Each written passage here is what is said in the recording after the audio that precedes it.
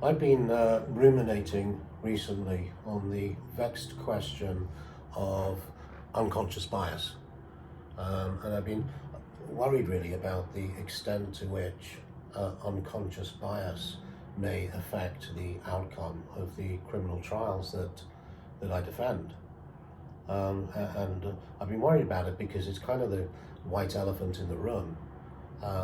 Because it's, if it does exist, because it's unconscious bias, and it does what it says on the tin, you can hardly say to a jury that any verdict that they may or may not come to might be predicated upon prejudice that they are unaware that they harbour. I mean, to say something like that would not only alienate the jury, the 12 people upon whom your defendant's chances depend, but actually they would regard it, I suspect, as being offensive or insulting.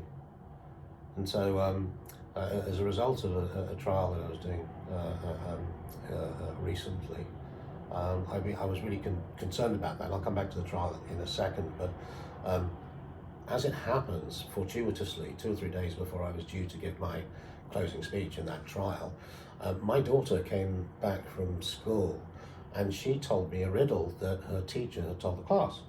And the minute she told me it, I realized that it went absolutely right to the heart of what it was that I was concerned about. And that riddle's worth repeating, actually. You've got to concentrate for this, okay? The riddle goes like this. A dad and his son, father and son, were involved in a terrible car crash. And unfortunately, the dad died on the way to hospital, but because the son's injuries were so serious, he was wheeled straight into the operating theatre. The surgeon came down, took one look and said, "I can't operate on that boy, he's my son. How could that be?"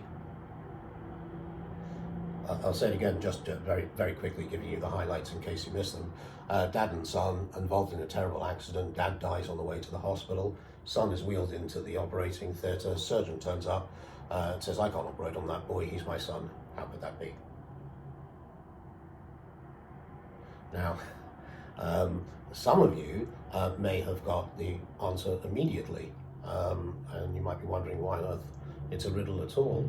But I suspect the majority of you will not have got that answer immediately. In actual fact, I've already given you the answer. I've told you that dad is dead and that the surgeon is saying, "I can't operate on that boy, he's my son." So it can only be his mother. The surgeon is his mother. Now, how many of you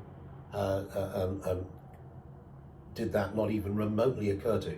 How many of you regarded it as being really shocking when I just told you it's his mother? Even those of you who regard yourselves as being enlightened, up-to-date, politically aware, female conscious, equality, etc., etc. Even for those of you who regard yourselves as being within that particular strata of society,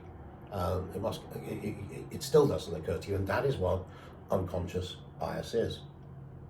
So, I mean, coming back to the trial I was just telling you about earlier, the defendant I was representing, this young kid, he was expelled from school because he never actually pitched up, and he lived in this council estate in North London, Tottenham, let's say, a notorious estate, notorious for organised crime, for gangs, for knife crime, for drug dealing, prostitution, you name it, it happened there. And this young kid, I mean, he had no chance. He came from a dysfunctional family, never met his father, didn't even know who he was. I think the dad was a junkie or a heroin addict or whatever it was. Mother was tearing her hair out and had literally no ability to parent any of her children. And this young kid would look at his contemporaries, the other kids on the block, as it were, on the estate, and he'd see that some of them had brand new, expensive Nike trainers. They were wearing designer tracksuits, Prada or whatever it is. They had Louis Vuitton handbags, and the diamond earrings, the genuine diamonds that were in their ears. And he looked at them, and of course he aspired to that kind of thing, particularly because, in his own life, he couldn't afford a second-hand pair of plimsolls from the Salvation Army. I very quickly discovered, of course, that the reason why these young kids were all so loaded is they were all drug dealing. They were runners for organised crime gangs and older individuals who were much more manipulative and cynical than they were. And he fell into line and became a crack dealer himself.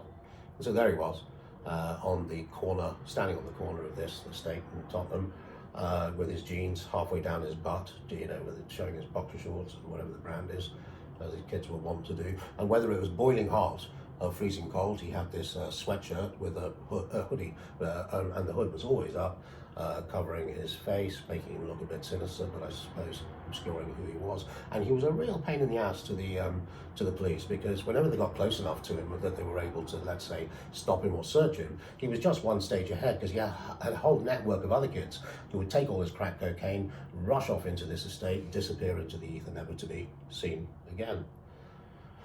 Anyway, just based upon that picture that I painted for you, if I was to ask you just to engage with me for a minute, if you would, and just picture in your mind's eye that scene, that kid standing on a street corner, where there's all sorts of knife crime and gangs and this and that and everything else, dealing crack cocaine with a hood up and his jeans halfway down. Just picture it. And if, just engage with me, and just in your mind's eye, just have a vague image of what that scene may be. Have you got it? Have you pictured that young kid standing on a corner, no possible life, no advantages of the rest of us? Let me tell you, in actual fact, that kid was he was born in Wales in the valleys.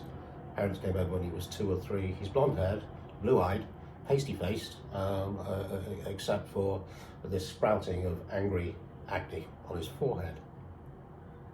Now, when I asked you guys to just in your mind's eye picture the scene that I had painted for you, I wonder how many of you, without any conscious thought, without making a conscious decision, without any idea actually of the thought processes by which you arrived at this image, I wonder how many of you just immediately, boom, pictured that kid as being black. And if you did, why did you? And more worryingly, even more worryingly than that, I wonder how overwhelming the minority is of those of you who, for the same reasons, without thinking, without pause for thought, without any rational reasoning one way or another, pictured that boy as white. I can't imagine how small it is, but I suspect it's a vanishingly small number of people. And that's because unconscious bias is so deeply ingrained within our psyche that it's like an insidious cancer that you don't know you have. And if you don't know you've got it, you can't cut it out. And that's the real insidious wickedness of unconscious bias. And even in these enlightened times, the Me Too movement, the Black Lives Matter movement,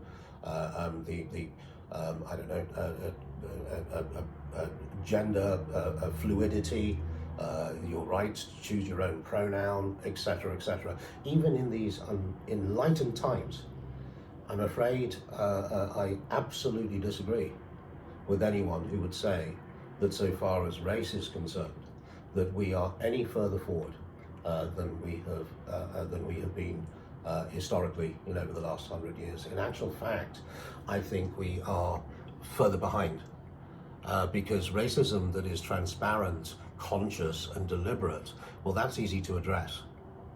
But an unconscious bias that you don't even know that you have, and more than that, if somebody suggested that you might have it, you would deny it, be offended and defend yourself. Well, that type of bias is just, it's almost impossible to deal with.